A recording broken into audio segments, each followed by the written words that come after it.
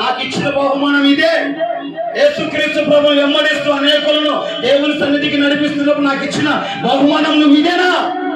నిన్ను నమ్ముకుంటే నాకు వచ్చింది ఇదేనా? ఇదే మోసం.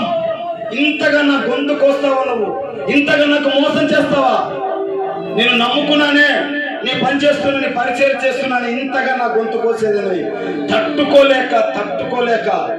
తట్టుకోవడం చేతగాక ఏం చేయాలో తెలియక, నిందను భరించలేక, తట్టుకోలేక, ఎవ్వరికి తెలియదు ఇది 4 గోడల మధ్య ఉంది, 4 గోడల మధ్య వెళ్ళిపోవాలని ఎవ్వరికి తెలియకుండా ఇంట్లోకి వెళ్ళి చచ్చిపోదామని ఉరేసుకుందామని సిద్ధపడ్డా.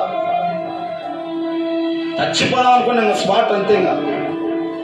ఫ్యాన్కు సీర కట్టుకున్నాను, నెంబడి చచ్చిపోదాం, ఉరేసుకుని చచ్చిపోదామని ఇలా నిలబడి ఉరేసుకుంటున్నాను. నేను తట్టుకోలేక, ఎవడు కోసారా గొంతు, ఎవడు పెంచాడంటే పక్కనున్నోడే, వాడే పెంచి వెళ్ళాడంతే. తట్టుకోలేకపోయా, భరించలేకపోయా. నువ్వు బతకడం చేత కాదు, ఇంకా అయిపోయింది, ఇంకా బతకలేను, భరించలేను, ఇంకా బతకడం చేత కాక చచ్చిపోదామని ఫిక్స్ అయిపోయి ఇంట్లో ఫ్యానుకు ఊరేసుకునే ఆ సమయంలో దేవుడు ప్రత్యక్షంగా ఆయన స్వరం ద్వారా నాతో మాట్లాడాడు.